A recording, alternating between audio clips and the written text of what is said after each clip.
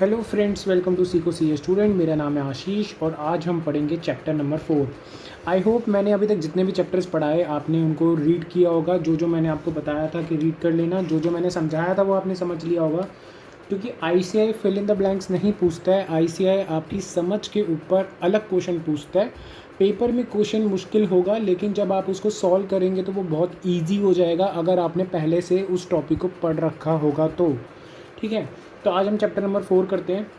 मैंने पूरा बता रखा है पहले ही अपनी क्लासेस में कि क्या मतलब कितना थ्योरी आता है, कितना प्रैक्टिकल आता है, लेकिन मैं फिर से बता दूंगा जैसे जैसे हम आगे चलते हैं। तो सबसे पहले हम इसमें स्टार्ट करते हैं 4th चैप्टर में कि कॉस्ट कंट्रोल और कॉस्ट रिडक्शन क्या होता है। सबसे पहले तो ये पढ़ेंगे। तो यहाँ पर देखो स्टार्टिंग में इन्होंने बहुत कुछ बता रखा है कि देखो कॉस्ट कंट्रोल, कॉस्ट, ये टाइप्स ऑफ टारगेट, ये सब छोड़ दो अभी, मतलब बस देख लेना, वरना नहीं इसको पढ़ने की भी ज़रूरत नहीं है। यहाँ पर आ जाओ सीधा पेज नंबर, यहाँ पर ये हल्का सा पढ़ लेना, 1 मिनट, ये पढ़ लेना। एक तो मैं तुम्हें बता देता हूँ, पेज नंबर 4 पे आ जाओ। यहाँ पर ये जो लिखा हुआ है ना, efficient design for new product to improve design can reduce the cost of following manner, तो ये बस रीड कर लेना, ठीक है।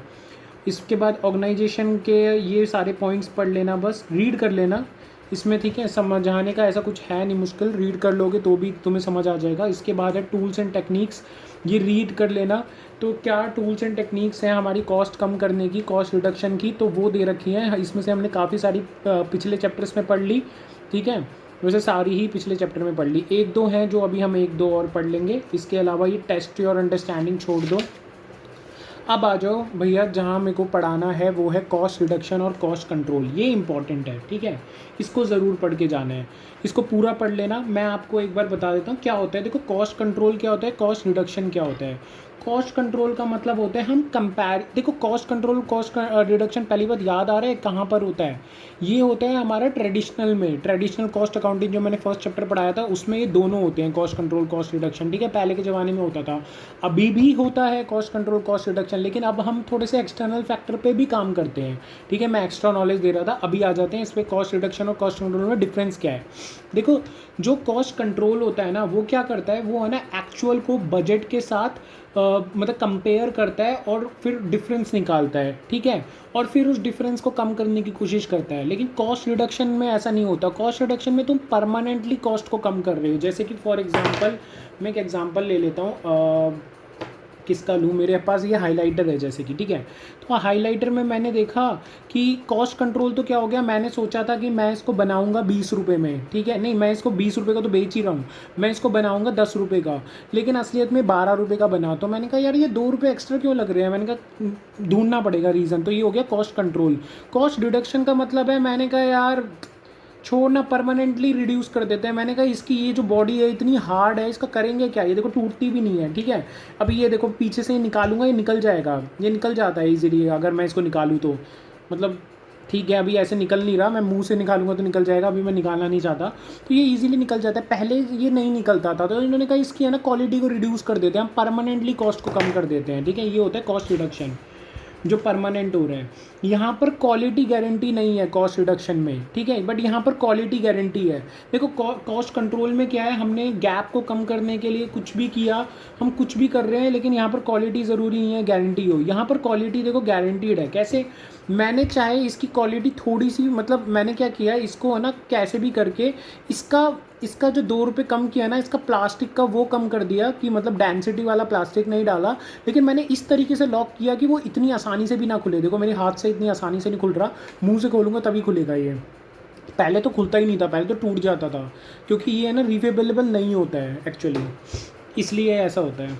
इसके बाद आते हैं इस पे, इसमें क्या होता है, इसमें प्रेजेंट कॉस्ट पे बहुत फोकस किया जाता है कॉस्ट कंट्रोल में, लेकिन यहाँ पर हम कॉस्ट रिडक्शन में present cost as well as future cost दोनों को देखते हैं। यहाँ पर कॉस्ट कंट्रोल में प्रिवेंटिव मेजर लिया जाता है, ठीक है, यहाँ पर करेक्टिव मेजर लिया जाता है। ठीक है। इसके बाद यहाँ पर एग्जांपल्स क्या है इसके, सब्स्टिट्यूट मटेरियल, कॉस्ट कंट्रोल का क्या है, हम कोई सब्स्टिट्यूट मटेरियल ले आए, ठीक है, हमने लेबर को रिड्यूस कर दिया। लेकिन यहाँ पर क्या होता है, कॉस्ट रिडक्शन के लिए हमें है ना बहुत दिमाग लगाना पड़ेगा, जैसे हमें वैल्यू एनालिसिस करना पड़ेगा, प्रोडक्टिविटी इंक्रीज करनी पड़ेगी, JIT सिस्टम यूज़ करना पड़ेगा, काइजन कॉस्टिंग यूज़ करना पड़ेगा जो हमने पढ़ा था, ठीक है, इससे पहले 3rd चैप्टर में। तो यहाँ पर थोड़ा दिमाग ज़्यादा लगाना पड़ेगा। इसके बाद आ जाओ टॉपिक नंबर 2 पे, जो कि है टारगेट कॉस्टिंग। देखो भाई, अब जैसे जैसे मैं टारगेट कॉस्टिंग पढ़ाता जा रहा हूँ वैसे वैसे पढ़ते जाना। टारगेट कॉस्टिंग क्या होती है, टारगेट कॉस्टिंग में, अच्छा यहाँ तो इन्होंने बस स्टार्ट किया है, नेक्स्ट पेज पे आ जाते हैं, डेफिनेशन और ये सब। देखो टारगेट कॉस्टिंग की एक बार ये डेफिनेशन पढ़ लेना, ठीक है, मैं आपको फॉर्मूला से करवाऊंगा, ये टेस्ट योर नॉलेज पढ़ने की ज़रूरत नहीं है, यहाँ नीचे ऊपर डेफिनेशन ज़रूर पढ़ लेना, ठीक है। अब देखो मैं आपको यहाँ पर लिखवा देता हूँ, आ जाओ यहाँ पर, आ जाओ नीचे। देखो टारगेट कॉस्टिंग क्या होता है, देखो भैया हमें क्या किया है, हमारी जो अब मार्केट है आपको पता है हमारी सेलर्स मार्केट बन चुकी है, मैंने 3rd चैप्टर में बढ़ाया था, सॉरी सेलर मार्केट पहले थी, अब बायर मार्केट बन चुकी है। मतलब हमारे पास सेलिंग प्राइस जो है ना वो फिक्स रहता है, मतलब हमें मार्केट बताता है कि कितने में बेचना है। जैसे फॉर एग्जांपल मान लो मैं ये बना रहा हूँ, हाईलाइटर बना रहा हूँ, मैंने देखा ये हाईलाइटर किसका है, सेलो का है, 20 रुपये का बिकता है। अब मैं मार्केट में भाई कुछ भी कर लूँ, मैं 30 रुपये का हाईलाइटर लाऊंगा तो क्यों खरीदेगा कोई मुझसे, ठीक है। या फिर कोई और एग्जांपल देता हूँ, मान लो ये पेंसिल है, अब ये पेंसिल 5 रुपये की मिलती है मार्केट में, ठीक है, किसी ज़माने में 2 रुपये की मिलती थी, अब 5 रुपये की हो चुकी है, 5 रुपये की मिलती है। अब मान लो मैं डॉम्स की पेंसिल लाया, अब डॉम्स की पेंसिल अगर मान लो 6 की आ रही है, 7 की आ रही है, तो भाई मैं क्यों बेच रहा हूँ 6-7 की, जब 5 रुपये की है मार्केट में। तो या तो मुझे क्वालिटी बहुत अच्छी देनी पड़ेगी, लेकिन फिर भी है ना बंदा फिर भी नटराज खरीद सकता है क्योंकि नटराज का नाम है, तो डॉम्स को भी 5 रुपये की ही बेचनी पड़ेगी, ठीक है। या फिर मैं अपनी एक नई कंपनी लाया हूँ तो मुझे कैसे भी करके 5 रुपये की ही बेचनी पड़ेगी, या तो सस्ती बेच सकता हूँ या महंगी महंगी नहीं बेच सकता, ठीक है, समझ रहे हो। तो हमारा बायर मार्केट हो चुका है, तो सेलिंग प्राइस फिक्स होता है, ठीक है। अब इस सेलिंग प्राइस से हम अपना जितना भी प्रॉफिट चाहते हैं कमाना, डिज़ायर्ड प्रॉफिट माइनस कर देंगे, और कुछ रॉयल्टी अगर हम पे कर रहे हैं तो वो माइनस कर देंगे। वैसे रॉयल्टी आपके पेपर में शायद ही आएगा, लेकिन पुरानी बुक में था इसलिए मैं लिख रहा हूँ। तो यहाँ से हमारा आ जाता है टारगेट कॉस्ट, मतलब इतनी कॉस्ट हमें लगानी है। देखो सेलिंग प्राइस में से मैंने प्रॉफिट माइनस कर दिया, रॉयल्टी माइनस कर दी, तो टारगेट कॉस्ट आ गया, मतलब इतना मेरे को कॉस्ट लगानी है। लेकिन अगर मेरी कॉस्ट कुछ और लग रही है तो उसे मान लो ये है एक्चुअल कॉस्ट, ठीक है, ये एक्चुअल कॉस्ट लग रही है, तो इसका जो बीच का डिफरेंस होगा ना उसे हम बोलेंगे कॉस्ट गैप। ये पेपर में पूछा जा सकता है, ठीक है, 2-2 नंबर के MCQs में पूछा जा सकता है, तो ये कर लेना। इसका आगे क्वेश्चन है, हाँ तो भैया क्वेश्चन है, इलस्ट्रेशन 1 देखोगे, बहुत इजीली भी मैनेजेबल है, ठीक है। आप बोलोगे तो इसकी वीडियो अलग से बना लूँगा, लेकिन बहुत ईजी है। देखो इसमें 15% रॉयल्टी वैसे दे रखा है, तो मतलब ये पुरानी बुक से ही इन्होंने चेप रखा है, तो ठीक है, ये अच्छी बात है। 15% रॉयल्टी दे रखा है, टारगेट सेलिंग प्राइस दे रखा है 100 रुपये, और प्रॉफिट दे रखा है 25 रुपये, तो कुछ भी नहीं है ये तो। मतलब एक तरीके से इन्होंने मेरे को बोला कि देखो आपके पास सेलिंग प्राइस है 100, इसमें से प्रॉफिट अपना 25% ऑफ सेलिंग प्राइस मतलब 25, और रॉयल्टी भी 15% ऑफ सेलिंग प्राइस माइनस 15, तो ये कितना हो गया 40 प्लस 60 रुपये की कॉस्ट आनी चाहिए। लेकिन हम अगर इससे कॉस्ट निकालेंगे ना, कॉस्ट हमारी कुछ और आ रही होगी, तो वो जो देखो यहाँ पर इसने जो कॉस्ट निकाली है वो आ रही है 63, आनी कितनी चाहिए थी 60 जो हमारे क्वेश्चन में। तो हमारा 3 रुपये का जो है ना वो एक तरीके से गैप क्रिएट हो गया, तो इस कॉस्ट को हमें रिड्यूस करना है। दैट सिंपल, ठीक है। तो ये ज़्यादातर उन मार्केट में होता है जहाँ पर तो हमारा कंपटीशन बहुत ज़्यादा होता है। अब इसके बाद कुछ स्टेप्स दे रखे हैं टारगेट कॉस्टिंग के, ये स्टेप्स मैं कहूँगा एक बार रीड कर लेना। ये जो मार्क है डार्क से, इंपॉर्टेंट तो बिल्कुल भी नहीं है, ठीक है, रीड कर लेना, मैं छोड़ने के लिए तो नहीं बोलूँगा। टेस्ट योर नॉलेज छोड़ दो, प्रैक्टिकल इंसाइट छोड़ दो, ठीक है। इसके बाद आ जाओ principle of target costing, page number 11। देखो ये क्या कह रहा है यहाँ पर, प्रिंसिपल्स क्या है टारगेट कॉस्टिंग के। एक तो leadership of target selling price, एक मिनट रुकना बस, प्रिंसिपल्स, ठीक है, ये इतना इंपॉर्टेंट नहीं है, इसको एक बार रीड कर लो बस, ठीक है। ये सारे रीड कर लेना सारे पॉइंट्स, ये इसके प्रिंसिपल हो गए। फिर आ जाते हैं प्रॉज एंड कॉन्स में। प्रॉज और कॉन्स थोड़ा सा इंपॉर्टेंट है। देखो प्रॉज में क्या है, प्रॉज में है एक तो आपकी यहाँ पर रियल सेविंग हो रही है, क्योंकि जब देखो आप क्या कर रहे हो, कॉस्ट गैप को कम करने के लिए कॉस्ट को रिड्यूस कर रहे हो। याद है मैंने वो जो डिफरेंशिएशन पढ़ाया था, ये कॉस्ट कंट्रोल और कॉस्ट रिडक्शन का, इसमें मैंने आपको पढ़ाया था कि क्या नाम है, आपका जो कॉस्ट रिडक्शन होती है ना वहाँ पर आपकी क्वालिटी मेंटेन रहती है, ठीक है। तो यहाँ भी हम क्वालिटी को तो मेंटेन करके चल रहे हैं, हमें कैसे भी करके कॉस्ट को कम करना है, कॉस्ट गैप को कम करना है, तो हम काइजन कॉस्टिंग यूज़ करेंगे, टीपीएम यूज़ करेंगे, ठीक है, अपनी और मेथड्स यूज़ करेंगे, क्या नाम है अपना वैल्यू इंजीनियरिंग कर सकते हैं, यहाँ पर बहुत सारी चीज़ें कर सकते हैं। अब यहाँ पर देखो क्या होगा, प्रॉज में देखो, प्रॉज में एक तो है कि आपका एक तो रियल सेविंग होगी, ठीक है, आपकी असलियत में सेविंग हो रही है क्योंकि आप कॉस्ट को रिड्यूस करोगे तो वो परमानेंटली रिड्यूस हो गया। इसके बाद है ये प्रोएक्टिव अप्रोच है, प्रोएक्टिव अप्रोच है, ठीक है। इसके बाद ये है ना वैल्यू एडिड सर्विसेज में ज़्यादा मतलब फोकस करता है, मतलब नॉन वैल्यू एडिड एक्टिविटीज़ को हटा देगा, देखो यहाँ पर लिखा हुआ है, ठीक है, एलिमिनेट कर देगा नॉन वैल्यू एडिड एक्टिविटीज़ को और वैल्यू एडिड एक्टिविटीज़ को बढ़ाएगा, तो ये तो अच्छी बात है। इसके बाद इसमें इनोवेशन वाला पॉइंट है, वो भी देख लेना, ठीक है, ये एक्स्ट्रा इन्होंने इस बार डाल दिया। इसके बाद है target costing takes market driven approach towards cost, ठीक है, ये रीड आउट कर लेना। मैंने बाकी प्रॉज आपको बता दिया, अब कॉन्स पे चलते हैं, क्या इसके डिसएडवांटेजेस हैं। देखो डिसएडवांटेजेस क्या हैं, पहला तो है कि क्या नाम है रिक्वायर डिटेल्ड कॉस्ट डेटा, इसमें ना डिटेल कॉस्ट डेटा चाहिए आपको, ऐसे ही तो आप देखो कम नहीं कर सकते, आपको पूरा का पूरा ये जो निकालना है, जैसे ये यहाँ पर इस क्वेश्चन में निकाला था, ये सारी कॉस्ट दे रखी थी, तो ये डिटेल पूरी चाहिए, लेबर कितने घंटे लगा रहा है, कितने रुपए ले रहा है, मतलब पूरा एक डिटेल बनाना पड़ेगा, ऐसे ही नहीं चलेगा, मजे मजे में हवा में काम नहीं चलेगा, आपको डिटेल काम करना पड़ेगा, तभी आप पूरी एक्चुअल कॉस्ट निकाल पाओगे। एक्चुअल कॉस्ट निकालना सच में आसान नहीं होता, बहुत सारी चीज़ों को फैक्टर का ध्यान देना पड़ता है, कितना हमारा स्क्रैप जा रहा है, कितना हमारा क्या नाम है इलेक्ट्रिसिटी कहाँ कहाँ यूज़ हो रही है, ऑफिस एडमिनिस्ट्रेशन में कितनी यूज़ हो रही है, मैन्युफैक्चरिंग में कितनी यूज़ हो रही है, उसका कैलकुलेशन, बहुत सारी कैलकुलेशन रहता है, प्रोडक्शन में होता है, ये सब मैंने एक बार किया है इसलिए मैं बता रहा हूँ। इसके बाद आता है इसमें मे reduce quality of the product, कई बार ऐसा भी हो सकता है, आप ये कह तो रहे हो परमानेंट रिडक्शन हो सकता है उसका क्वालिटी लेस हो जाए, जैसे कि देखो यहाँ पर इन्होंने बहुत अच्छे से ये बना तो दिया, लेकिन यार कहीं ना कहीं है ना, मेरे को पता है, ठीक है, इन्होंने ये खुल जाता है, इन्होंने क्वालिटी में एक चीज़ रिड्यूस करी है, इसकी क्वालिटी है ना थोड़ी सी रिड्यूस कर दी, पहले जो हम देखते थे वो थोड़ा सा मतलब इसमें डिफरेंस है, ठीक है, तो क्वालिटी में थोड़ा सा रिडक्शन हो सकता है यहाँ पर, ऐसा नहीं है कि क्वालिटी मेंटेन्ड ही रहेगी, कोशिश तो देखो करते हैं, बट कॉस्ट को जब कम करना होता है ना तब हो ही जाता है, ठीक है। इसके बाद क्या होता है हाई फोरकास्टिंग एंड एस्टिमेशन, यहाँ पर बहुत हाई फोरकास्टिंग एस्टिमेशन चाहिए, काफ़ी सारी चीज़ों में तो वो तुम्हें फोरकास्टिंग करनी पड़ेगी, एस्टिमेशंस लगाने पड़ेंगे, ज़रूरी नहीं है कि आप एक्यूरेट ही निकाल पाओ, ठीक है, तो उसके लिए आपको टीम चाहिए अलग से, तो ये थोड़े से मुश्किल यहाँ पर आ सकती हैं। तो ये जो मैंने पढ़ाया वो तो पढ़ लेना, इसके अलावा ये सारा जो ब्लैक में है ना वो पढ़ लेना, जो मैंने पढ़ाया वो तो मिलेगा ही, थोड़े से एक दो चीज़ें एक्स्ट्रा ही मिल जाएंगी, तो वो एक बार रीड आउट कर लेना, तुम कर लोगे, ठीक है। ये नोट में मत पढ़ना है, नोट वोट मत पढ़ना, केस स्टडी छोड़ दो, केस स्टडी पढ़ने की भी ज़रूरत नहीं है इसकी, ठीक है।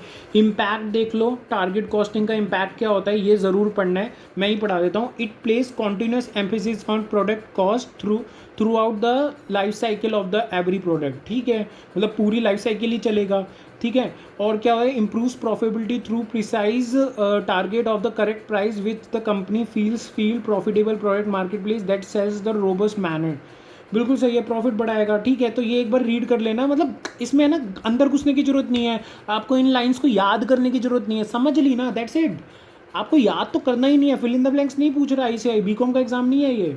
इसके बाद ये नोट एक बार देख लेना कि जो न्यू प्रोडक्ट होते हैं ना वहाँ पर आपको टारगेट कॉस्टिंग रखना चाहिए, मतलब वहाँ बहुत ज़रूरी है, और वो तो देखो मैंने आपको बता ही दिया स्टार्टिंग से, वैसे ये भी MCQ के लिए नहीं है लेकिन फिर भी मैं बता रहा हूँ, जैसे कि मैंने आपको बताया मैं एक नया पेंसिल उतार रहा हूँ मार्केट में, न्यू प्रोडक्ट है मेरा, तो फिर भाई उधर उसके लिए टारगेट कॉस्टिंग रखना चाहिए, भाई बेशक रखना चाहिए, आपका मार्केट में कॉम्पिटिशन कितना ज़्यादा है, ठीक है।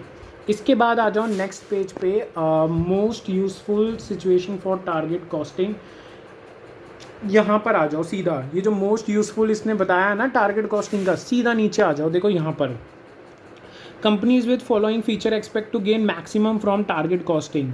तो पहला है असेंबली ओरिएंटेड जो इंडस्ट्रीज़ होती हैं वहाँ पर टारगेट कॉस्टिंग की ज़रूरत होती है, तो कहाँ कहाँ होती है एक बार रीड कर लेना ये सारे के सारे, ठीक है, ये वाला ज़रूर याद करना ना, असेंबली ओरिएंटेड ये इंपॉर्टेंट है, ठीक है।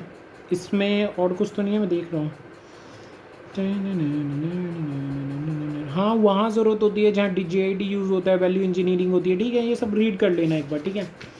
इसके बाद चलते हैं components of target costing system, ऊपर आ जाओ, तो कंपोनेंट्स में क्या क्या है, देखो इसके कंपोनेंट्स में एक तो वैल्यू एनालिसिस है और वैल्यू इंजीनियरिंग है।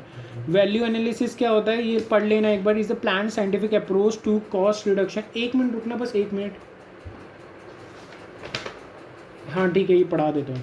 वैल्यू एनालिसिस क्या is the plan scientific approach to cost reduction which reviews the material composition of the product and production design so that modification and improvements can be made which do not reduce the value of the product and customer to the user. मतलब एक तरीके से क्या कर रहे हैं, material composition को देखते हुए मॉडिफिकेशन कर रहे हैं, इंप्रूव कर रहे हैं, लेकिन क्वालिटी के साथ छेड़छाड़ नहीं कर रहा है। ये होता है वैल्यू एनालिसिस। वैल्यू इंजीनियरिंग क्या होता है, is the application of value analysis to new product. Value analysis कोई न्यू प्रोडक्ट पे करते हैं तो वो वैल्यू इंजीनियरिंग होता है। Value engineering relates closely to the target costing as it cost avoidable और कॉस्ट रिडक्शन बिफोर प्रोडक्शन।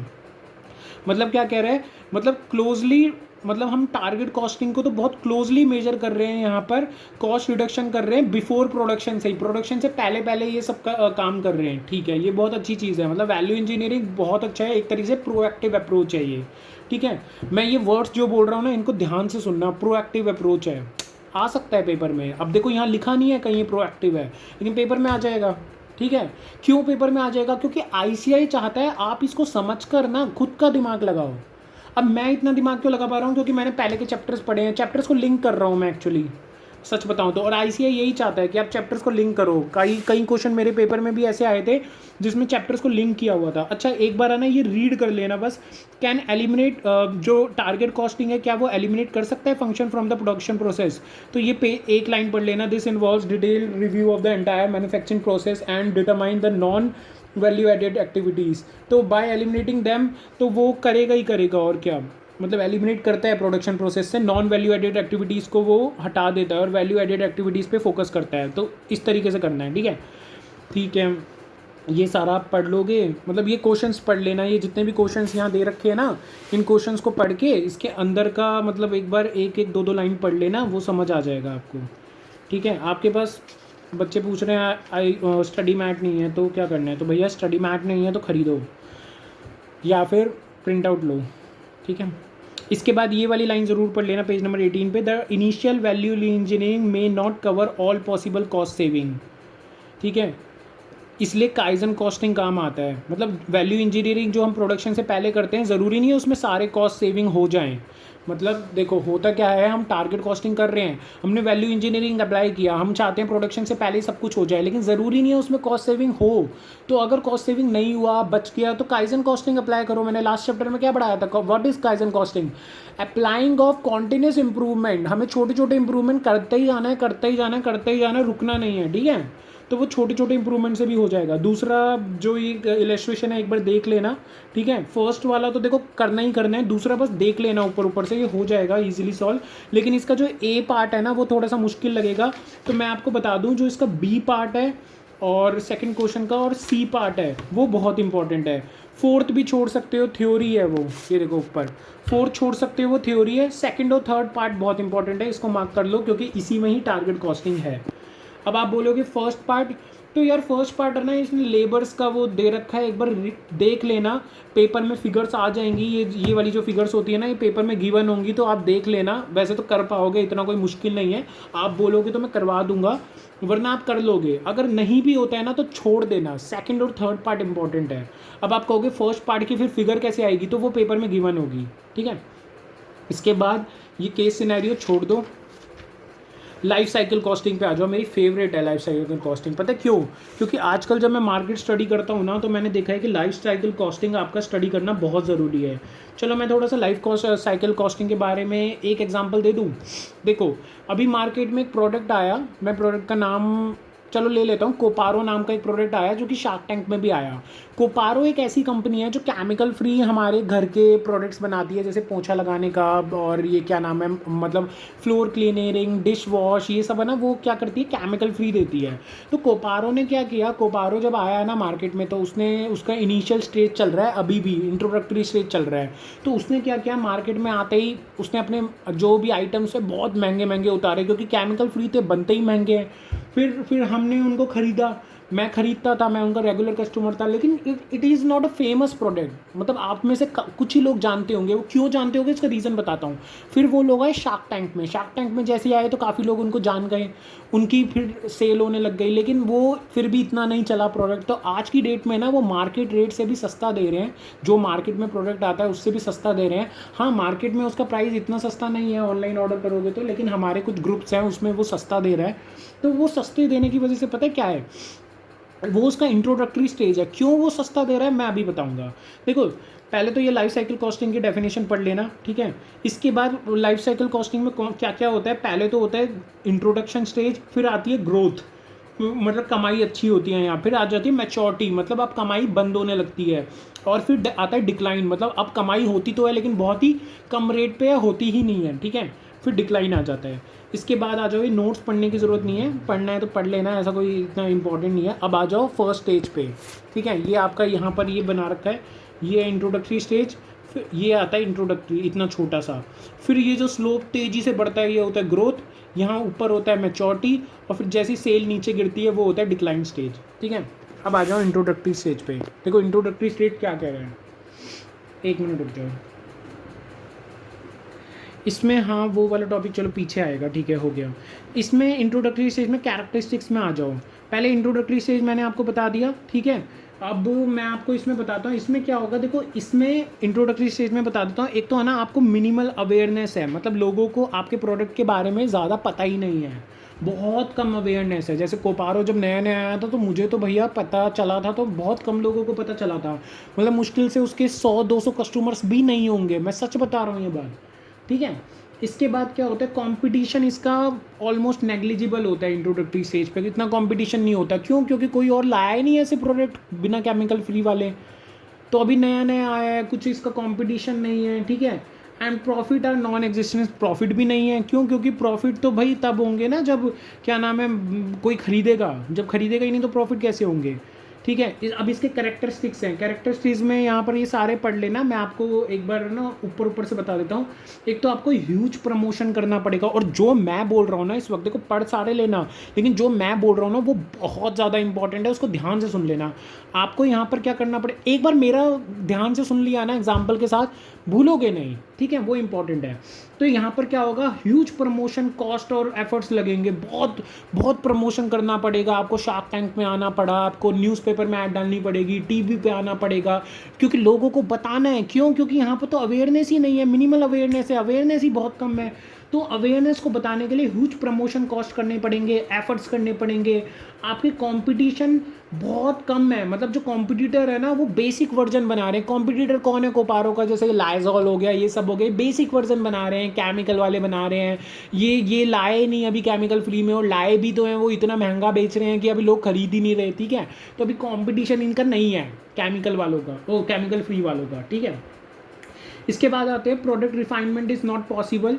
इधर मतलब तुम्हारा एक बार मतलब इनोवेशन हो गई, अभी रिफाइनमेंट नहीं कर सकते, ठीक है इसमें। इसके बाद आ जाओ स्ट्रैटेजीज़ में, मतलब ये तो होगी कैरेक्टरिस्टिक्स। अब आ जाओ स्ट्रैटेजीज़ में, नेक्स्ट पेज पे। स्ट्रैटेजीज़ क्या कह रहा है, देखो स्ट्रैटेजीज़ कह रहा है, क्या स्ट्रैटेजीज़ कह रहा है, पहले तो आपको कस्टमर को अट्रैक्ट करना पड़ेगा। कैसे? प्रमोशन से, प्रमोशनल एक्टिविटीज़ करनी पड़ेंगी, by one get one free. आपको मॉल्स में जाके कुछ प्रमोशनल एक्टिविटीज़ करनी पड़ेंगी, ठीक है। कुछ ना कुछ ऐसा करना पड़ेगा, जैसे कि मैं बताता हूँ लाइफ बॉय ने क्या किया था कुंभ के मेले में, कि रोटी पे लिख दिया था, एक ऐसी चीज़ से लिख दिया था जो खाने लायक होती है, कि क्या आपने साबुन से लाइफ बॉय से हाथ धोया क्या, तो लोग फिर लाइफ बॉय से हाथ धो रहे थे रोटी खाने से पहले, ठीक है। तो आपको प्रमोशन करने पड़ेंगे, नई नई चीज़ें ढूंढनी पड़ेंगी। इसके अब अलावा आपको एक्सपैंड करने पड़ेंगे, अपने सप्लाई चेन बढ़ाना पड़ेगा आपको। जैसे आप सप्लाई कर रहे हो ऑनलाइन, ऑनलाइन के बाद आपको ऑफलाइन भी आना पड़ेगा, रिटेल मार्केट में भी घुसना पड़ेगा, होलसेल मार्केट में भी घुसना पड़ेगा, आपको मार्केट के अंदर बेचना पड़ेगा, आपको सप्लाई चेन बढ़ानी पड़ेगी अपनी, ठीक है। तभी तो लोगों के पास पहुंच पाओगे, अभी तो आपको स्टार्टिंग स्टेज है। इसके बाद है आपको कस्टमर को इंड्यूस करना पड़ेगा कि वो ट्राई करे। जैसे मैंने बताया मेरे ग्रुप है उसको एक्स्ट्रा डिस्काउंट मिल जाता है, तो मेरे को एक तरीके से ट्राई करने के लिए प्रोडक्ट शुरू में फ्री में मिले थे कि ये सारे के सारे प्रोडक्ट ट्राई करो। अब तो मैं उनका कस्टमर बन गया, अब मैं ले रहा हूँ, देखा उन्होंने स्टार्टिंग में मेरे को फ्री में दे दिया, अब मैं उनका कस्टमर बन गया, मैं उनसे रेगुलर ले रहा हूँ सप्लाई। तो उनको क्या किया, उन्होंने आपको फ्री में प्रोडक्ट दे दिया, ट्राई करने के लिए प्रोडक्ट दे दिया। अपने सारे प्रोडक्ट दिए थे उन्होंने मुझे, कम से कम पता नहीं कितने 10-15 हज़ार रुपये के दिए थे। इसके बाद आता है ग्रोथ स्टेज। अच्छा, ग्रोथ स्टेज क्या होता है? ये है ना, ज़्यादातर परफ्यूम्स में भी होता है, ट्राई करने के लिए देते हैं, छोटे छोटे दे देते हैं। मैं दिखा के आऊँ, 1 मिनट में दिखाता हूँ आपको। ये देखो, इन्होंने मेरे को ये सैम्पल्स कुछ भेजे थे। इन्होंने मेरे को कहा कि ये पता कितना है, ये 2-2 ml है एक्चुअली, बस ये 2 ml का परफ्यूम है, ये देख रहे हो। इन्होंने मुझे, एक कंपनी है वो बहुत लग्जीरियस परफ्यूम बनाती है, तो मुझे परफ्यूम का बहुत शौक है, तो उन्होंने मुझे 2-2 ml के भेजे हैं। आप कहोगे कि यार 2-2 ml में क्या ही लगाओगे, बात तो सही है, बट उन्होंने मेरे को ये सारे अपने फ्लेवर्स भेजे थे। ये इतने नहीं हैं, ये बहुत सारा मेरे पास पूरा ऐसे बंडल पड़ा हुआ है। एक्चुअली मैं तो थोड़े से लेकर आया हूँ। तो ये देख लो 2-2 ml के, तो ट्राई करने के लिए उन्होंने मुझे दिया है। हाँ, मेरे से इसके लिए उन्होंने कॉस्ट भी ली थी छोटी सी, ठीक है। उसके बाद आ जाते हैं, इसकी खुशबू सच में स्ट्रॉन्ग है। ये इतना बंद है, इतनी सारी पैकेजिंग में भी बाद अभी लेकर आया हूँ, तो इसकी खुशबू बहुत तेज़ आ रही है, बहुत ज़्यादा तेज़ आ रही है, मतलब सच में ये लग्जीरियस है, ठीक है। इसके बाद आ जाते हैं ग्रोथ स्टेज पे। देखो ग्रोथ स्टेज पे क्या हुआ, अब आपको लोगों को पता चल गया आपके बारे में, ठीक है। यहाँ पर देखो लिखा है, यहाँ पर है कि in this phase sale increase हो गई रैपिडली। जो आपकी सेल है ना, वो इंक्रीज हो गई रैपिडली, ये रहा expand rapidly, because greater customer awareness, customer को अवेयरनेस हो चुकी है। और अब है ना, कॉम्पिटिटर भी लार्ज नंबर में आ रहे हैं, आपके जो कॉम्पिटिटर है मार्केट में भी लार्ज नंबर पे आ रहे हैं। अब सब कोई बना, अभी मैं कोपारो के इंट्रोडक्टरी स्टेज से ग्रोथ स्टेज पे आ जाता हूँ। मतलब कोपारो वैसे तो अभी इंट्रोडक्टरी स्टेज पे ही है, चलो मैं ग्रोथ स्टेज पे आ जाता हूँ। ग्रोथ स्टेज में क्या होता है, ग्रोथ, मैं ना कोपारो का भी एग्जाम्पल दिखाता हूँ। ये देखो, ये कोपारो का एग्जाम्पल है, तो इन्होंने देखो यहाँ लिख रखा है what's inside coconut driving surface plant based, मतलब ये सारे मतलब वो कर रहे हैं एक तरीके से, जो भी बना रहा है ये सब कुछ उसमें बना रहा है, प्लांट बेस्ड बना रहा है, मतलब अपने केमिकल यूज़ नहीं कर रहा अपने प्रोडक्ट्स में, ठीक है। तो ये कोपारो का एग्जांपल मैंने दिखा दिया। अब तो ग्रोथ स्टेज में आ जाते हैं। मान लो अब उसकी मार्केट सेल बढ़ चुकी है, लोगों को पता चल चुका है कि केमिकल फ्री बना रहा है, ठीक है। अब इसके बाद क्या हुआ, कॉम्पिटिटर आ गए मार्केट में, वो भी केमिकल फ्री बनाने लग गए। लाइजोर आया, लाइजोर ने कहा यार कि मैं तो यार केमिकल वाला बना रहा था अपना ये मॉप करने का फ्लोर क्लीनर, तो मैं भी अब वो बनाऊंगा, क्या मैंने केमिकल फ्री बनाऊंगा। तो अब कॉम्पिटिटर बढ़ते जा रहे हैं। तो कैरेक्टरिस्टिक्स क्या है, मतलब कैसे पता चलेगा कि ग्रोथ स्टेज है। देखो कैरेक्टरिस्टिक्स और स्ट्रैटेजीज का मतलब क्या होता है, मैं पहले बताना भूल गया। कैरेक्टरिस्टिक्स का मतलब होता है, आपको फीचर्स। कैरेक्टरिस्टिक्स का मतलब होता है कि आपको पता कैसे चलेगा कि आप ग्रोथ स्टेज पे हो, आपको पता भी तो होना चाहिए, तो ये कैरेक्टरिस्टिक्स है। स्ट्रैटेजीज का मतलब है कि आपको पता तो चल गया आप ग्रोथ स्टेज में हो, अब आपको क्या करना चाहिए इस ग्रोथ स्टेज में, ठीक है, वो होती है स्ट्रैटेजीज। मतलब ग्रोथ स्टेज में जीतने के लिए क्या करना चाहिए। अब देखो ग्रोथ स्टेज में क्या होगा, आपके कैरेक्टरिस्टिक्स क्या है, पढ़ लेना, मैं आपको बता देता हूँ। हाई वॉल्यूम ऑफ बिजनेस आपका यहाँ पर स्टार्ट हो चुका है, कस्टमर आपके इंक्रीज हो चुके हैं, तो समझ जाओ कि आप ग्रोथ स्टेज पे आ चुके हो। आप क्या कर रहे हो, इम्प्रूव कर रहे हो और वैल्यू एडिड कर रहे हो। अब ऐसा नहीं है कि पहले क्या करता था कोपारो, बस कुछ प्रोडक्ट्स बनाता था, अब और प्रोडक्ट्स बनाने लगा है। उसने कहा कि नहीं, मेरे को हार्पिक की भी जगह लेनी है, मुझे सारे प्रोडक्ट बनाने हैं, मुझे टॉयलेट क्लीनर भी बनना है, मुझे हर एक चीज़ लानी है, ठीक है। धीरे धीरे हो सकता है वो परफ्यूम्स में भी आ जाए, बाय द वे वो आ भी गया है, वो इसेंशियल ऑयल भी बनाता है, ठीक है। तो वो परफ्यूम इसेंशियल ऑयल में भी आ गया है। थोड़ा सा मुझे इसेंशियल ऑयल इनका सच में शौक है परफ्यूम्स का, इसलिए मेरे को थोड़ी सी नॉलेज है इसके बारे में। तो वो आ गया है, सच में आ गया है, मजाक नहीं है। उसके इसेंशियल ऑयल भी मिलते हैं और मार्केट इसे बहुत कम रेट पे दे रहा है। क्यों? क्योंकि अपने आप को बेचना है, सेल्स बढ़ानी है, इंट्रोडक्टरी स्टेज पे है ना।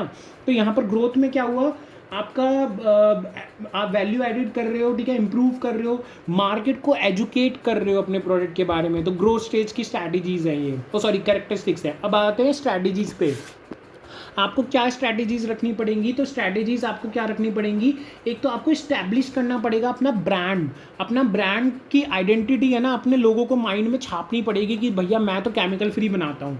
इसके बाद आपको कंट्रोल करना पड़ेगा क्वालिटी को इंश्योर करने के लिए कि कस्टमर की सेटिस्फैक्शन बनी रहे, तो आपको क्वालिटी मेंटेन करके रखना पड़ेगा। ऐसा नहीं है कि ग्रोथ स्टेज पे आ गए, ज़्यादा प्रॉफिट के लालच में अपनी क्वालिटी छोड़ दी।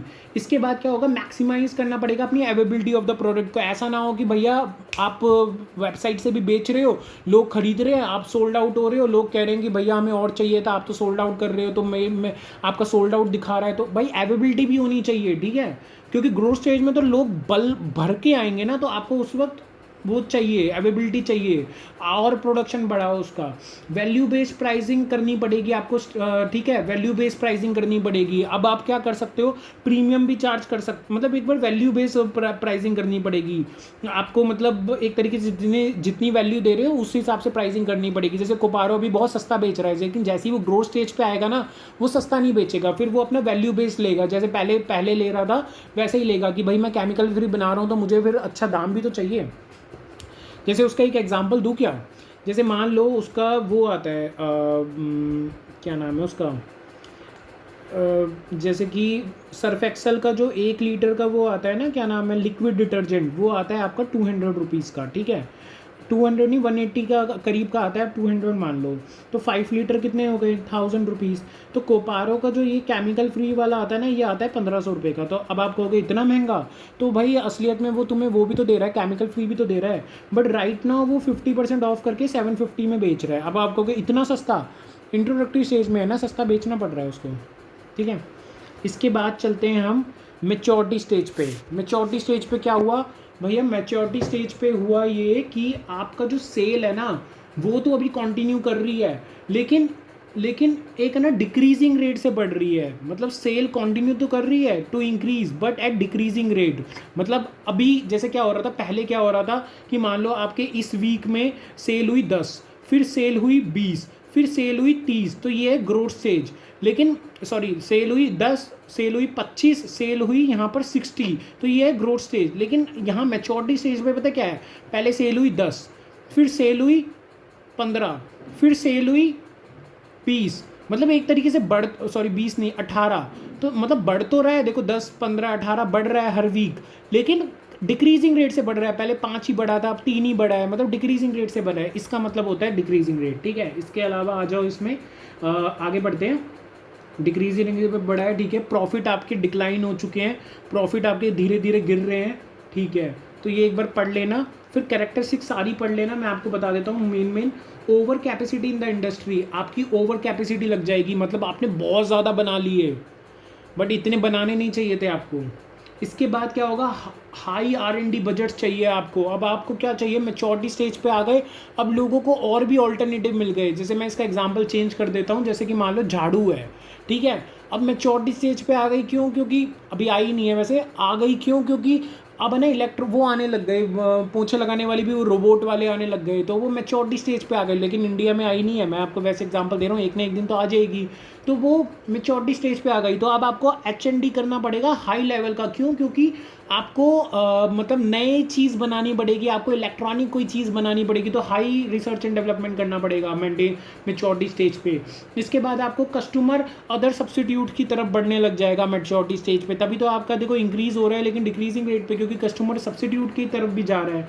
अब स्ट्रैटेजीज़ क्या अपनानी पड़ेंगी, यहाँ पर नीचे आ जाओ, स्ट्रैटेजीज़ आपको ये अपनानी पड़ेंगी कि आपको देखो एक तो स्ट्रॉन्ग मार्केटिंग एफर्ट करना पड़ेगा, ठीक है, आपको फीचर्स इंप्रूव करने पड़ेंगे ताकि आप कॉम्पिटिटर से अलग दिखो। इसके बाद है आपका क्या नाम है, price have to be reduce, आपको प्राइस को कम करना पड़ेगा अट्रैक्ट करने के लिए प्राइस सेंसिटिव कंज्यूमर को, जो जो लोग ज़्यादा पैसे नहीं पे कर सकते उनको अट्रैक्ट करने के लिए, ठीक है। इसके बाद प्राइस, ये तो हो गया। इसके बाद है retention of existing customer and try to win over competitor customer, ठीक है। अपने कस्टमर को तो आपको रिटेन करना ही करना है, और कॉम्पिटिटर के भी मतलब कस्टमर्स को तोड़ना है, ठीक है।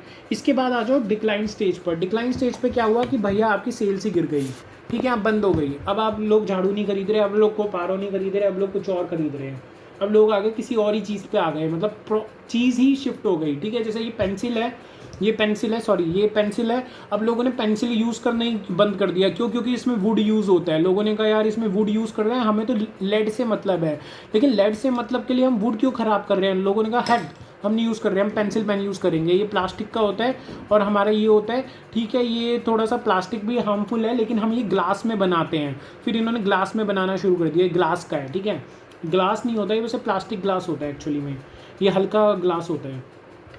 तो ये डिक्लाइन स्टेज पे आ गई पेंसिल। तो डिक्लाइन स्टेज पे आने के बाद क्या हुआ, अब देखो मैं एग्जांपल क्यों चेंज कर रहा हूँ, क्योंकि सिचुएशन वाइज मेरे को एग्जांपल चेंज करना पड़ रहा है, क्योंकि अभी डिक्लाइन स्टेज सच में आई नहीं है, बट आ सकती है फ्यूचर में। तो अब क्या हुआ, डिक्लाइन स्टेज में क्या हुआ, हमने है ना चेंज कर दिया। अब चेंज कर दिया, लोग वो खरीदने लग गए, तो भैया ये खरीद ही नहीं रहा कोई, तो पेंसिल की डिक्लाइन स्टेज आ गई।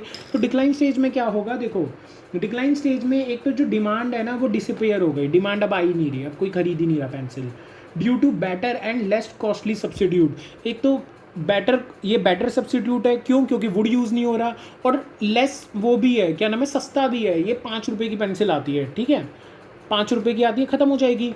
ये 10 रुपये का आता है, और इसमें जो लेड आती है ना वो 5 रुपये की शायद 10 नहीं 10 आती है। तो इसको मैं कितना लंबा यूज़ कर सकता हूँ, जितने में ये 5 रुपये की पेंसिल, ये 5 रुपये की पेंसिल का पूरा डब्बा यूज़ करता है। मतलब एक तरफ 50 रुपये का इसका डब्बा यूज़ करता है, या फिर एक तरफ ये पेंसिल 10 रुपये की और इसकी 10 रुपये की लेड, मतलब 20 रुपये में मैं पूरा, तो एक तरीके से कॉस्ट सेविंग भी हो गया। तो कॉस्ट सेविंग भी हो गया यहाँ पर। अब इसकी कैरेक्टरिस्टिक्स पढ़ लेते हैं, कैसे पहचानेंगे कि हम डिक्लाइन स्टेज में हैं। एक तो आपकी सेल ड्रॉप हो गई, जीरो हो गई, या फिर लो लेवल पे चली गई, मतलब अभी भी या तो कुछ लोग खरीद रहे हैं इसको, या फिर बिल्कुल ही नहीं खरीद रहे, ठीक है। इसके अलावा आपका प्रॉफिट डिक्लाइन हो गया, या फिर नेगेटिव ही हो गया, मतलब या तो डिक्लाइन हो गया या पूरा नेगेटिव हो गया, प्रॉफिट आपका, लॉस आ रहे हैं। अब स्ट्रैटेजीज क्या फॉलो करोगे भाई, इसकी स्ट्रैटेजीज पढ़ना बहुत इंपॉर्टेंट है। क्यों, रियल लाइफ में भी भाई अब डिक्लाइन हो गए तो क्या करना चाहिए भाई, फर्म को पहली बात कंटिन्यू कर देना चाहिए, अपने प्रोडक्ट को उन कस्टमर्स को दो जो कि लॉयल हैं। अब आप कहोगे पेंसिल के केस में लॉयल वाला एग्जांपल दिखा दो, तो मैं बताता हूँ कैसे। आपने वो देखा कारवा जो आता था, अब कारवा क्या थे, वो पुराने रेडियो थे, बिक नहीं रहे थे, उन्होंने उनकी शेप में दे के कारवा बना के दे दिया उन कस्टमर्स को जो कि वो सुनना चाहते हैं। तो लॉयल कस्टमर्स को बेचो। हमने क्या किया, पेंसिल में सिग्नेचर कर दिया अमिताभ बच्चन का, ठीक है, हमने पेंसिल को रॉयल लुक दे दिया, हमने बोला कि इस पेंसिल को वही यूज़ करता है, वुडन पेंसिल को, जो रॉयल बंदा होता है। तो अपने लॉयल कस्टमर्स को रखा। हमने कहा देखो अभी भी हम पूरी तरीके से पेंसिल को बंद नहीं कर रहे, प्रोडक्शन को कम कर देंगे लेकिन बंद नहीं कर रहे। अभी हमने क्या किया, रोकने के लिए अपने लॉयल कस्टमर को बेचना शुरू किया अच्छी क्वालिटी में, सॉरी, और अच्छी उसमें, ठीक है। थोड़ा सा मेरे को एक्चुअली तबीयत खराब है मेरी। कैन डिसकंटिन्यू प्रोडक्ट, आप डिसकंटिन्यू भी कर सकते हो प्रोडक्ट को, आप बंद ही कर दो पूरे के पूरे कंपनी को, ठीक है। मतलब स्ट्रैटेजीज बता रहा हूँ अलग अलग, ज़रूरी नहीं है एक ही करो, दूसरा भी कर सकते हो।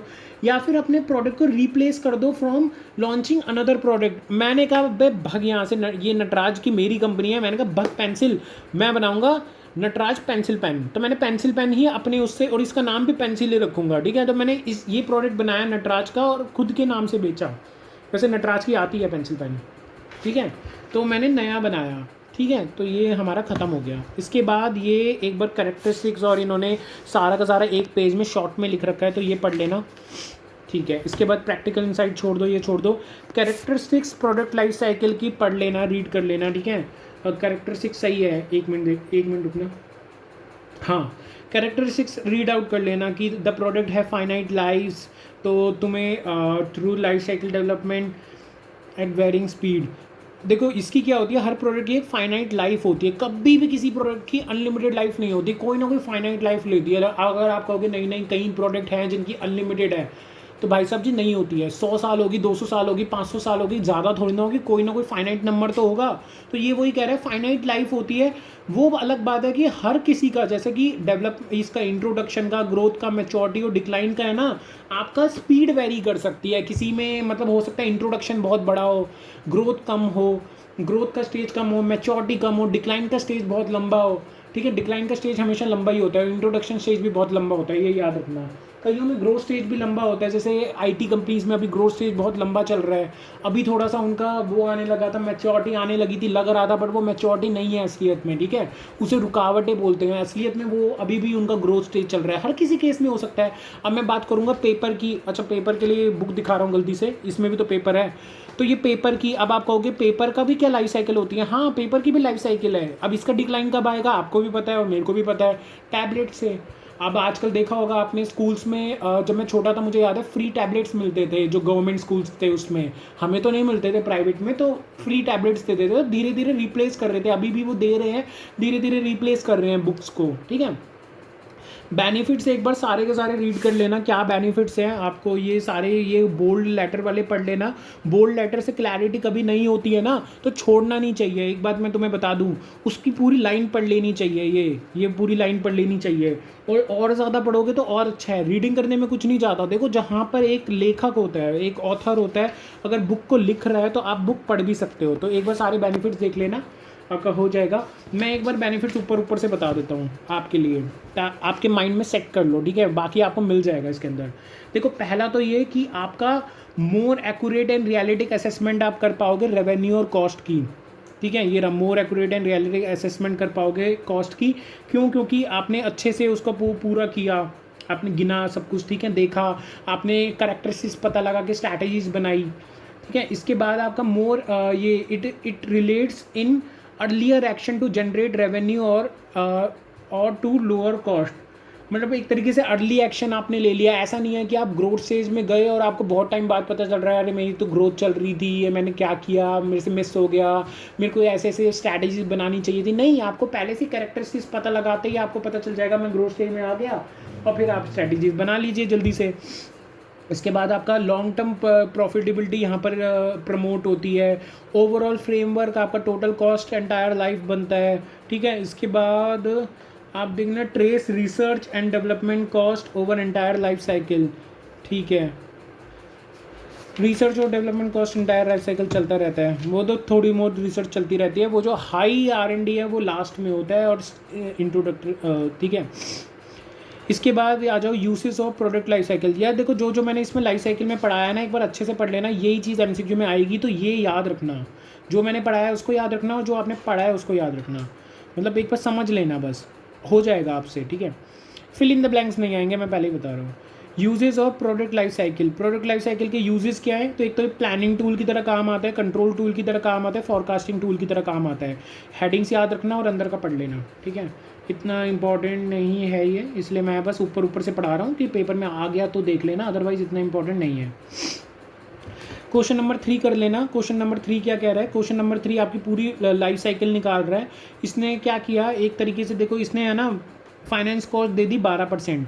मतलब जो आपका वो प्रेजेंट वैल्यू है ना, वो फैक्टर 12% पे निकलेगा। प्रेजेंट वैल्यू आई होप आपको निकालना आता होगा, ठीक है। नहीं आता तो एक प्रेजेंट वैल्यू की वीडियो मैंने डाल रखी है, डाल के देख लेना। प्रेजेंट वैल्यू कैलकुलेशन सीखो CA स्टूडेंट, आपका आ जाएगा, ठीक है। मैंने डाल रखी है वीडियो, बहुत पहले डाली थी, प्रेजेंट वैल्यू कैसे निकालते हैं।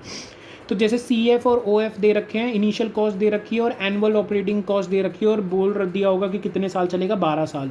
तो बस कुछ नहीं करना, 28,000 शुरू में कॉस्ट है, प्लस 24,000 हर साल कॉस्ट है 12 साल तक।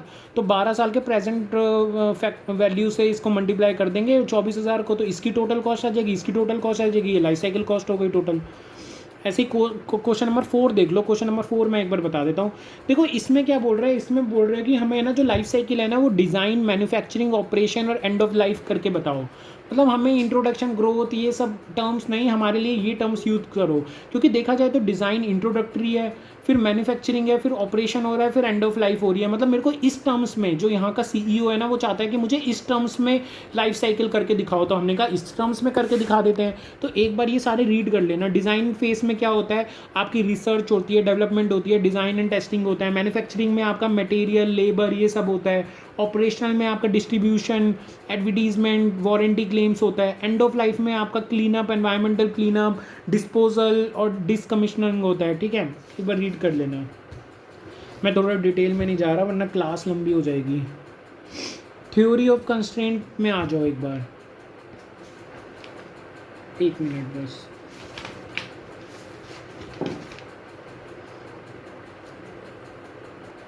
देखो, इसमें जो जो मैं पढ़ाऊँ ना, बस वो पढ़ते रहो। थ्योरी ऑफ कंस्ट्रेंट यहाँ से स्टार्ट है, ठीक है।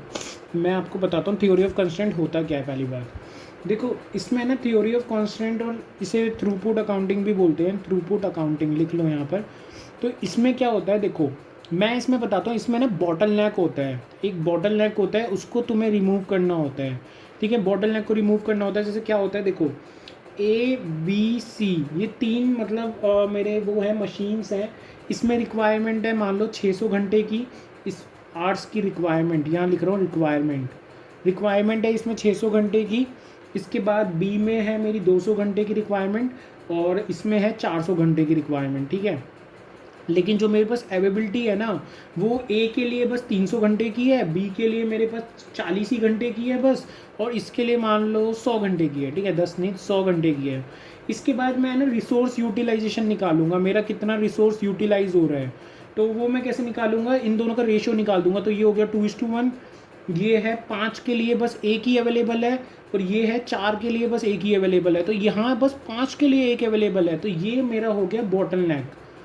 अब इस बॉटलनेक को मेरे को कम करना है, मतलब ये जो बॉटलनेक आया है ना मेरा हाईएस्ट जो आया है, ये मेरा एक तरीके से मतलब ये मेरा प्रॉब्लमेटिक है, मेरे को यहाँ पर ज़्यादा काम करना पड़ेगा ताकि मेरा यहाँ पर वो बढ़े, ठीक है, ये अवेलेबिलिटी का ये कम हो पाए और ये बढ़ पाए। तो कैसे करना है देखो, मैं आपको यहाँ पर फॉर्मूलाज पहले लिखवा देता हूँ, फिर एक एक करके समझाता हूँ, बेटर यही रहेगा, ठीक है। मैं यहाँ लिखवा दूँ नीचे फॉर्मूलाज, हाँ आ जाओ नीचे।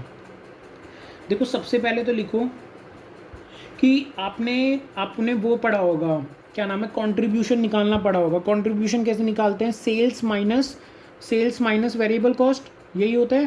कंट्रीब्यूशन कैसे निकालते हैं, सेल्स माइनस वेरिएबल कॉस्ट, यही होता है कंट्रीब्यूशन। लेकिन यहाँ पर ऐसा नहीं होता, यहाँ पर क्या होता है, यहाँ पर हम निकाल रहे हैं थ्रूपुट कंट्रीब्यूशन पर यूनिट। तो वो कैसे निकालते हैं, थ्रूपुट कंट्रीब्यूशन निकालते हैं सेल्स माइनस में डायरेक्ट मटेरियल कॉस्ट, जितनी भी डायरेक्ट मटेरियल कॉस्ट है वो ही आ जाएगी। अब आप कहोगे बाकी की डायरेक्ट लेबर और ये सब कॉस्ट का क्या होगा, उसको हम फिक्स्ड मान के चलते हैं, यहाँ पर फिक्स्ड मान के चलते हैं, फिक्स्ड होती नहीं है वो, फिक्स्ड मान के चलते हैं हम, बस वेरिएबल कॉस्ट एक ही कॉस्ट को मानते हैं, वो है डायरेक्ट मटेरियल। तो डायरेक्ट मटेरियल को माना, इससे क्या हो गया, थ्रूपुट कॉन्ट्रीब्यूशन आ गया, ठीक है। अब हमें निकालना है थ्रूपुट कॉन्ट्रीब्यूशन पर बॉटलनेक, तो हमें वो कैसे निकालना पड़ेगा, थ्रूपुट कॉन्ट्रीब्यूशन पर बॉटलनेक निकालने के लिए throughput contribution divided by bottleneck resources. अब आप कहोगे सर क्या कह रहे हो यार, ये सारे फॉर्मूलाज तो निकलवा दिए, लेकिन हमें समझा दो एक बार। तो मैं ना आपको एक एग्जांपल लेकर ही समझाता हूँ। यहाँ पर एक एग्जांपल होगा, यस एक एग्जांपल है, फिर उसके बाद मैं ये थ्योरी पढ़ाऊँगा इसकी, पहले एग्जाम्पल दिखाता हूँ। देख लें एग्जाम्पल देख लेते हैं, चलो देखो ये XYZ है, इसमें सेलिंग प्राइस दे रखा है, वेरिएबल कॉस्ट आपकी डायरेक्ट मटेरियल वाली हो गई, ठीक है। इधर देखो, इधर दे भी रखा है वैसे direct material and other variables दे रखा है, तो इसका वेरिएबल कॉस्ट ही मानेंगे हम, ठीक है। ये वेरिएबल कॉस्ट माइनस कर दी यहाँ से, ये आ गई थ्रूपुट कंट्रीब्यूशन, तो थ्रूपुट का कंट्रीब्यूशन आ गया।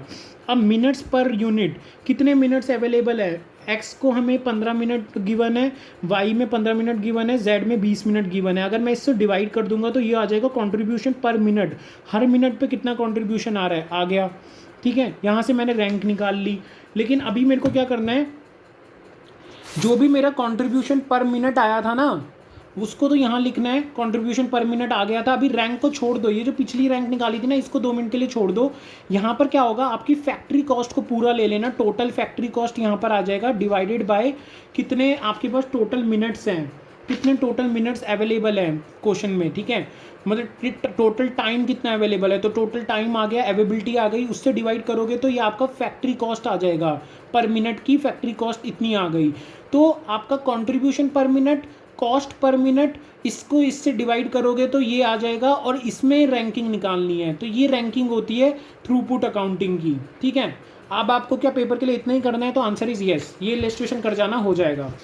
तो आपको करना क्या होता है, देखो यहाँ पर आ जाओ, आइडेंटिफाई करना पड़ता है पहले तो सिस्टम बॉटलनेक को, कैसे करोगे, अपना वही हाईएस्ट वाला ये देखना होता है, ठीक है। इसके बाद उसको डिस्क्राइब करोगे, हाउ टू एक्सप्लॉइट बॉटलनेक, बस हेडिंग कर लो, फिर सबऑर्डिनेट करोगे everything into decision in step 2, और उसके बाद एलिवेट करोगे द सिस्टम बॉटलनेक और इंक्रीज करोगे बॉटल एफिशिएंसी एंड कैपेसिटी, फिर रिपीट करोगे प्रोसेस को as new constraint emergency emerges. तो इसको एक बार रीड कर लेना, बस इतना ही काफ़ी है, इसके स्टेप्स अंदर घुसने की जरूरत नहीं है, मैंने आपको बता दिया। ये एक तरीके से वही है, हमने ये इंटर में पढ़ा हुआ है टॉपिक एक्चुअली। मैं आपको दिखाऊं, इंटर में पता क्या होता था, इंटर में होता था ये कि हमने ये कंट्रीब्यूशन पर मिनट निकाल दिया, तो जिसका कंट्रीब्यूशन हाई आ रहा है उसकी रैंक दे देते थे। लेकिन यहाँ ऐसा नहीं है, यहाँ पर फैक्ट्री कॉस्ट पर यूनिट से भी उसको डिवाइड करना है, और फैक्ट्री कॉस्ट मिनट्स ये कहाँ दे रखा है, ये क्वेश्चन में दे रखा है, देखो यहाँ दे रखा है फैक्ट्री कॉस्ट टोटल इतनी है और बॉटलनेक रिसोर्सेज टाइम अवेलेबल इतने मिनट्स हैं इसके लिए, ठीक है। तो इस पे डिवाइड करेंगे तो वो टोटल वो आ जाएगा, ठीक है। ये आप कर लोगे। एडवांटेज डिसएडवांटेज एक बार रीड कर लेना इसके, ठीक है। थ्रूपुट अकाउंटिंग है, थ्रूपुट अकाउंटिंग का क्वेश्चन वैसे अभी तक पेपर में कम ही देखा गया है, आएगा तो बहुत ईजी आएगा, आप कर लोगे। इसके बाद चलते हैं ईमा पे। ईमा क्या चीज़ है? ईमा है हमारा एनवायरमेंटल मैनेजमेंट अकाउंटिंग। क्या ये करनी ज़रूरी होती है? बहुत ज़रूरी होती है, वरना आपकी पेनल्टीज़ और ये सब लग जाती हैं। देखो एनवायरमेंटल मैनेजमेंट अकाउंटिंग होती क्या है, सबसे पहले तो ये क्वेश्चन है। तो एक बार रुको, पैरेटो इन्होंने इस चैप्टर में नहीं पढ़ाया, फिर अगले बाद में होगा, चलो वो बाद में पढ़ेंगे पैरेटो, ठीक है। एनवायरमेंटल मैनेजमेंट अकाउंटिंग देखते हैं। देखो इसमें क्या होता है, एक प्रोसेस होता है, कलेक्शन कर रहे हैं हम, एनालाइज कर रहे हैं, ठीक है। एक बार ये यहाँ पर कहाँ पर है, ये भी अच्छा क्वेश्चन है, यहाँ पर है ही नहीं। ये नेक्स्ट पेज पे आ जाओ। नेक्स्ट पेज पे आपको ये पढ़ने पर सब कुछ मिल जाएगा, मैं आपको बता देता हूँ। देखो यहाँ पर क्या कर रहे हैं हम, कलेक्ट कर रहे हैं, सारा एनालाइज कर रहे हैं सारी इन्फॉर्मेशन को, जिससे कि हम एनवायरमेंटल कॉस्ट को निकाल पाए फॉर इंटरनल डिसीजन मेकिंग, ठीक है। यहाँ पर कोई एग्जाम्पल है जिससे कि मैं समझा पाऊँ? एक मिनट। हाँ देखो, जैसे यहाँ पर है यूनिट प्रोड्यूस हमारी केजीज में है, फिर हमने क्या किया, ये हमारी पैकिंग मटेरियल केजीज में दे रखी है, एनर्जी दे रखी है, टॉक्सिक रिलीज दे रखा है, पॉल्यूशन दे रखा है, फिर इनकी कॉस्ट बता रखी है। तो हमें 2 प्रोडक्ट्स में इसको डिवाइड करना है। तो हमें ऐसा नहीं है, पहले क्या होता था, पहले के ज़माने में हम packaging cost, energy cost, fines कोई जैसे हमने टॉक्सिक रिलीज़ किए एयर में तो फाइन्स लग गए हमारे ऊपर, कोई ऑपरेटिंग कॉस्ट है, इन सब का कॉस्ट ऐड करते थे और टोटल कॉस्ट में जाके ऐड कर देते थे, और फिर इन दोनों में डिवाइड कर देते थे कितने नंबर ऑफ यूनिट्स के बेसिस पे। जो ये यूनिट्स है ना, यूनिट्स के बेसिस पे ही तो करते थे। इधर 6 लाख यूनिट्स बनी है, इधर 15 लाख बनी है, तो इस टोटल कॉस्ट को हम यूनिट्स के बेसिस पे डिवाइड कर देते थे और बोलते थे इतनी कॉस्ट आ रही है। नई कॉस्टिंग ने कहा बाबा रुक जा, स्ट्रैटेजी कॉस्ट मैनेजमेंट करेगा, हमारे यहाँ ये सब नहीं चलेगा। हमारे यहाँ देखा जाएगा कि पैकिंग मटेरियल की कॉस्ट कितनी है, 3,60,000। तो भैया एसएक्स में कितने पैकिंग मटेरियल यूज़ हुए, 80,000। यहाँ पर जेडएक्स में कितने हुए, बस 40,000। मतलब आधे पैकिंग मटेरियल यूज़ हुए हैं यहाँ पर। आप पहले तो यूनिट बेस पे कर रहे थे तो बल्कि यहाँ ज़्यादा कॉस्ट लगा रहे थे, बट कॉस्ट यहाँ लगनी चाहिए ज़्यादा। देख रहे हो डिफरेंस? तो ऐसे ही सब में डिफरेंस इनके बेसिस पे देखना है, तो ये ऐसे हो जाएगा। तो आपको मैंने ईमा का क्वेश्चन भी करवा दिया इनडायरेक्टली। तो ये होता है ईमा। ईमा के बारे में आप यहाँ से पढ़ लेना। इसके बाद इसकी ये देख लेना, इधर मेजर एरियाज क्या होते हैं एप्लीकेशन के ईमा पे, product pricing, budgeting, investment appraisal, calculating cost and saving environmental projects, ठीक है। ये एक बार रीड कर लेना। टेस्ट योर नॉलेज छोड़ दो। एनवायरमेंटल इंफॉर्मेशन ये यहाँ से यहाँ तक पढ़ लेना, ठीक है। इसके बाद आ जाओ तुम लोग इसकी क्लासिफिकेशन, टेक्निक्स, कंट्रोलिंग, रीजंस और प्रोसेस। तो मैं देख लेता हूँ क्लासिफिकेशन, एक बार रीड आउट कर लेना, ठीक है। ये एक बार ये पढ़ लेना, रीड कर लेना फर्स्ट पैराग्राफ इसका एनवायरमेंटल कॉस्ट का। इसके बाद क्लासिफिकेशन एक बार रीड आउट कर लेना, सारी की सारी यहाँ पर दे रखी हैं। देखो इंटरनल एनवायरमेंटल कॉस्ट होती है, एक एक्सटर्नल एनवायरमेंटल कॉस्ट होती है। इंटरनली क्या होता है, जैसे वेस्ट डिस्पोजेबल हो गया, ठीक है, वॉयलेशन अवॉइड करने के लिए कोई कॉस्ट हो गई, कोई रेगुलेटरी मतलब लॉ की कॉस्ट हो गई, जैसे आपने ड्यूटी टैक्सेस भर दिए, ठीक है, अपफ्रंट और बैक एंड कॉस्ट हो गई, कोई परमिशन लेनी पड़ी या डीकमिशनिंग कॉस्ट हो गई, तो इंटरनल एनवायरमेंटल कॉस्ट है। एक्सटर्नल एनवायरमेंटल कॉस्ट क्या होती है, जैसे use of water energy resources, ठीक है, तो बाहर की कॉस्ट है, आपको बाहर कोल यूज़ करना पड़ रहा है या कुछ भी, ठीक है, soil origin and forest degradation, तो ये सारी कॉस्ट बाहर की हो गई, तो बाहर की कॉस्ट हो गई, ठीक है। आगे चलते हैं। क्लासिफिकेशन 2 एक बार देख लेना। ये इसमें बस ये जो बोल्ड लेटर्स है ना, बस ये रीड कर लेना। पेपर में मुश्किल से ही आएगा, बट फिर भी बस ऊपर से बोल्ड लेटर से रीड कर लेना। क्लासिफिकेशन थी हैजन एंड मेंडोजा, इसकी भी हेडिंग रीड कर लेना। इसके ये अंदर के पॉइंट्स भी पढ़ लेना, रीड कर लेना बस यार, लर्न करने की ज़रूरत नहीं है, ठीक है, रीड करके चले जाना बस। क्लासिफिकेशन 4 पे आ जाओ, यूनाइटेड नेशन डिवीज़न एंड ये इसके ये ब्लैक पॉइंट्स रीड कर लेना। 5th ईमा मेथोडोलॉजी, इसमें ये फेज़ 1 ये सब पढ़ लेना बस। आइडेंटिफिकेशन और एलोकेशन ऑफ एनवायरमेंटल कॉस्ट, ये यहाँ पर ना जाकर इसके ये टेबल देख लेना बस, ठीक है, टेबल देखना भी इनफ है। इनपुट आउटपुट एनालिसिस होता है, फ्लो चार्ट अकाउंटिंग होती है, लाइफ साइकिल होता है, ये होता है। तो इसमें ये देखो इनपुट, ये जो है ना ये एनालिसिस, ये सब फ्लो चार्ट ये करने की ज़रूरत नहीं है डिटेल में, आपने हेडिंग पढ़ ली काफ़ी है। लाइफ साइकिल कॉस्टिंग भी होती है ईमा में, ईमा में भी होता है आपकी लाइफ साइकिल कॉस्टिंग, ठीक है। एक्टिविटी बेस्ड कॉस्टिंग भी होती है यहाँ पर। एक्टिविटी बेस्ड कॉस्टिंग तो आपने देख ही ली, ये ही होती है एक्टिविटी बेस्ड कॉस्टिंग की, मतलब जिसका जो कॉस्ट है ना उसके आधार पर ही हम डिवाइड करेंगे, ना कि यूनिट के बेस पे करेंगे। इसका टेस्ट और अंडरस्टैंडिंग मत पढ़ना, ठीक है। ठीक है, इसके बाद आ जाते हैं, ये चैप्टर ख़त्म हो जाएगा शायद यहाँ पर। हाँ, इसके बाद ये पढ़ लेना, ये तो सॉल्यूशन हो गया पिछले क्वेश्चन का। ये देखो यहाँ पर कॉस्ट, कंट्रोलिंग एनवायरमेंटल कॉस्ट, इसमें ये बस रीड आउट कर लेना, ये मेथड से यहाँ तक नोट छोड़ दो। इसके बाद आ जाओ, इधर क्या होता है, वेस्ट वाटर एनर्जी होता है, इसकी एक एक लाइन पढ़ लेना। वेस्ट वाटर एनर्जी ट्रांसपोर्ट और कंज्यूमेबल्स होता है, वैसे नेक्स्ट पेज पे होगा, ये रहा ट्रांसपोर्ट एंड ट्रैवल, ऊपर आ जाओ, transport and travel, consumable and raw material. तो ये एक बार रीड आउट कर लेना, इसकी एक एक लाइन, मैं ये नहीं कह रहा कि बस इसका हेडिंग, इसकी एक एक लाइन भी रीड कर लेना, बस मोर देन इनफ है।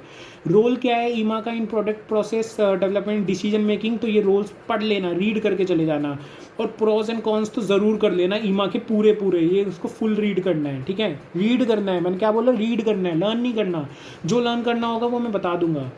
ये कॉन्स, इसके कॉन्स रीड कर लेना, प्रॉस कर लिए, कंक्लूजन पढ़ने की ज़रूरत नहीं है, नहीं है ज़रूरत। समरी कब पढ़नी है, तो अभी जितना भी मैंने रीड करने के लिए दिया, समझाया, इसको दोबारा से एक बार रीड कर लेना। अभी के अभी, अभी के अभी का मतलब कल सुबह भी नहीं होता, अभी के अभी होता है, ठीक है। तो समरी पेपर के एक दिन पहले पढ़नी है आपको, जो अभी के अभी पढ़ा है वो पेपर के एक दिन पहले पढ़ना है, और समरी आपको पढ़नी है। अब आप कहोगे इतनी सारी समरी है सर, कैसे पढ़ेंगे पेपर के एक दिन पहले। पेपर के एक दिन पहले ज़रूर छोड़ना है आपको जितना भी मैं पढ़ा रहा हूँ वो, और समरी हर पेज की, मतलब ज़्यादा से ज़्यादा 30 या 35 पेज में सबकी समरी खत्म हो जाएगी 13 चैप्टर्स की।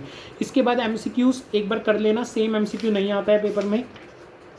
क्वेश्चन आंसर्स पे आ जाते हैं। क्वेश्चन नंबर 1 टारगेट कॉस्टिंग ज़रूर करना है, ठीक है। मैं दोबारा से बता देता हूँ, पेपर में 10 क्वेश्चन आएंगे जो बहुत इजी होंगे, और 4-5 क्वेश्चन आएंगे जो बहुत ज़्यादा मुश्किल होंगे। मुश्किल क्वेश्चन वैसे भी इजीली सॉल्व नहीं होने, और जो 10 क्वेश्चन इजी वाले आएंगे तो उसमें से ये वाले क्वेश्चन आएंगे, जैसे ये आएगा लेकिन इतना बड़ा नहीं आएगा, बहुत छोटा सा आएगा, ठीक है। टारगेट कॉस्टिंग का, लाइफ साइकिल कॉस्टिंग का ये वाला क्वेश्चन देख लेना, आ सकता है पेपर में ईजी वाले क्वेश्चन में, बट छोटा आएगा इससे। थर्ड क्वेश्चन लाइफ साइकिल का, ये भी देख लेना, ठीक है। ये भी आएगा पेपर में लेकिन छोटा आएगा थर्ड क्वेश्चन, ठीक है। इसके बाद आ जाओ फोर्थ क्वेश्चन पे, ये भी लाइफ साइकिल का है। ये एक बार ऊपर ऊपर से देख लेना, इसके आने के चांसेस बहुत कम है, लेकिन फिर भी ऊपर ऊपर से मैं कहूँगा देख लेना। कोई छोटा क्वेश्चन आ सकता है इसका, लेकिन बहुत ईजी आएगा, जो कि आप इजीली कर लोगे, इतना मुश्किल नहीं आएगा। इसके बाद आ जाओ फिफ्थ, थ्योरी ऑफ कंस्ट्रेंट, इसको ज़रूर कर लेना, ये भी छोटे क्वेश्चन में आ सकता है और बहुत ईजी है। ये वाला तो बहुत ईजी है, बहुत ज़्यादा ईजी है फिफ्थ वाला। तो ये वो CCTV कैमरा वाला होगा जिसमें हमारी कैपेसिटी ये है 750 है, इंस्टॉलेशन 500 की है, ठीक है। लेकिन हमारी कैपेसिटी अगर 500 है तो इंस्टॉलेशन भी 500 है, तो यहाँ पर है ना कैपेसिटी ओवर कैपेसिटी है, तो एक बार इसको देख लेना, इजी क्वेश्चन है, ठीक है। सिक्स्थ क्वेश्चन देख लो, सिक्स्थ क्वेश्चन जो है वो आपका थ्रूपुट का है, कर लेना इसको, लेकिन आएगा तो पेपर में इजी आएगा इसका, मुश्किल क्वेश्चन नहीं आएगा। मुश्किल भी आ सकता है लेकिन फिर वो तुमसे होगा नहीं। ईमा का देख लो, ईमा का मैं कहूँगा कि एक बार थ्योरी रीड करके चले जाना, क्वेश्चन पढ़ने की भी जरूरत नहीं है। ये सिचुएशन वाले पढ़ लेना, सिचुएशन 1 सिचुएशन 2, ये बहुत इंपॉर्टेंट है क्वेश्चन। सिचुएशन 1 सिचुएशन 2 पढ़ोगे, इसके सॉल्यूशन देखोगे, अपने आप समझ आ जाएगा कि क्या कहना चाह रहा है। ईजी है, अंडरस्टैंडेबल है, इसको कर लेना, ठीक है। और क्वेश्चन नंबर 8, ये छोड़ना चाहो तो छोड़ देना, कोई बात नहीं। क्वेश्चन नंबर 8 इतना इंपॉर्टेंट नहीं है, ये बहुत बड़ा क्वेश्चन है, छोटे क्वेश्चंस में नहीं आएगा, आएगा तो बड़े क्वेश्चंस में आएगा, और इतना इजी नहीं आएगा, फिर आएगा तो बहुत मुश्किल आएगा, ठीक है। तो इस हिसाब से अपना ये मैनेज कर लेना। इसी के साथ चैप्टर खत्म हो गया, मिलते हैं नेक्स्ट वीडियो में, बाय बाय।